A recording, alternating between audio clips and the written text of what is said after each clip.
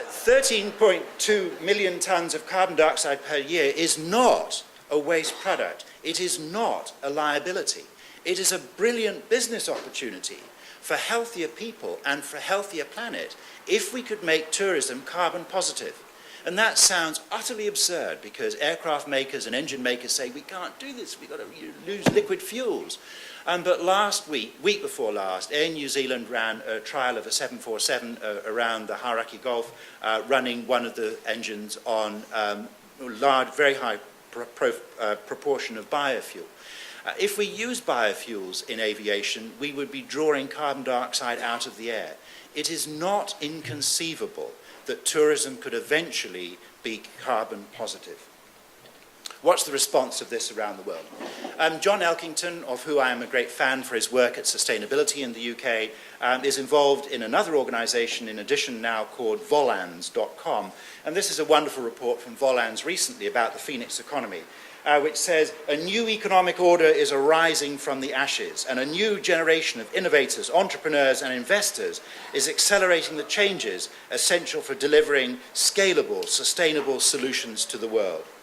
And it's about this, from weathering the current global crises to delivering on quite a different future. In their first report, they identify 50 companies that they would classify as Phoenix companies. And there are some real anomalies, you might think, in there, like General Electric's Eco-Imagination Initiative. But General Electric is a very heavy investor in clean technology, not just for energy, but for water treatment and the like. And there's all sorts of other fascinating companies there, like BYD Auto, which is bringing to market this year a plug-in hybrid car a year ahead of General Motors and years ahead of other people. And Warren Buffett, the US investor, has a 10% stake in that company. This is all astonishingly challenging, though. So how would we think about how we might move ideas and companies through this reconception of what business looks like? Well, here Volans offers 5 stages about the eureka moment. An opportunity is revealed by the growing dysfunction of the existing order. Second stage, experiment. Innovators and entrepreneurs begin to experiment, a period of trial and error. Then enterprise, investors and managers build new business models, creating new forms of value. Stage 4, an ecosystem. A critical mass is achieved through alliances and imitation. And finally, the economy. The economic system flips, the tipping point, flips to a more sustainable state, driving market and institutional transformation. That's reconceiving companies, but how might we reconceive the technology?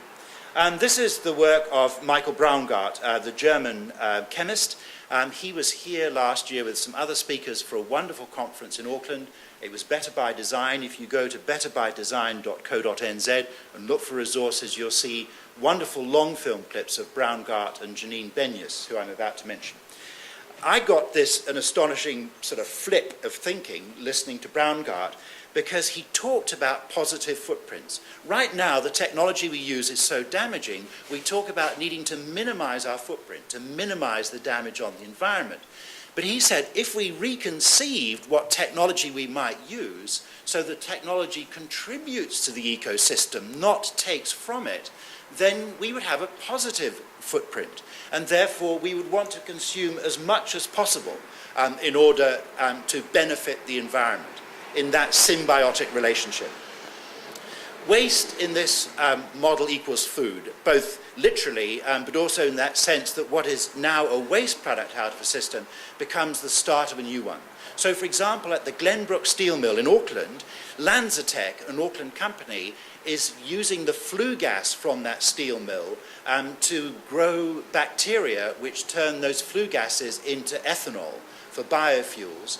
And it's already proven science and technology. It's running in the stream of the plant, and it turns the liability of those flue gases into a real asset at an economic price. And it's backed by Stephen Tyndall and very heavy US venture capital money. Here's 5 positive footprints. On the Airbus 380 aircraft, thanks to the work of Michael Braungart and others, the fabric for the seats is edible. You might need that if budgets get any tighter in airlines. It's not strictly edible. What happens is that is perfectly recyclable material that then becomes compost for growing food, so no nasty chemicals in there. Formway, one of our great furniture companies, in 2 months' time is releasing a new range of office furniture, of which, and I've seen some examples of this, there's a large component of bioplastic. So that means that that bioplastic has grown by capturing carbon dioxide from the air. So in other words, Formway is not recycling, it's upcycling. It's taking carbon dioxide out of the world. I've already talked about carbon-positive farming and carbon-positive tourism. These are huge stretches in technological terms, but I have no doubt about our ingenuity to be able to achieve that. Braungart's last point, his examples were the first and the last, mine are the three in the middle, is ants versus humans. He says that the total weight of ants in the world is greater than the total weight of humans. I have no idea how you work that out, but hey, he's the scientist. I'll take him at his word. But ants are not a problem for their ecosystem. In fact, they are highly beneficial to their ecosystem. We aren't. What would we need to do as humans that we became, like the ants, beneficial to our ecosystem? Biomimicry. This is the wonderful work that Janine Benyus of the States has pioneered. So when we start to learn from nature, because as she said, nature has been doing R&D for 3.4 billion years across hundreds of thousands of species. They've got some stuff right. When we start, for example, making propellers for ships in this wonderful spiral shape of a nautilus shell, they are astonishingly more efficient and silent. Spiders' webs. Gram for gram, a spider's web is many, many times stronger than steel, but a spider doesn't expend great energy to dig the raw materials out of the ground and smelt them into those threads. It makes that threads in a very simple, cold biochemical process.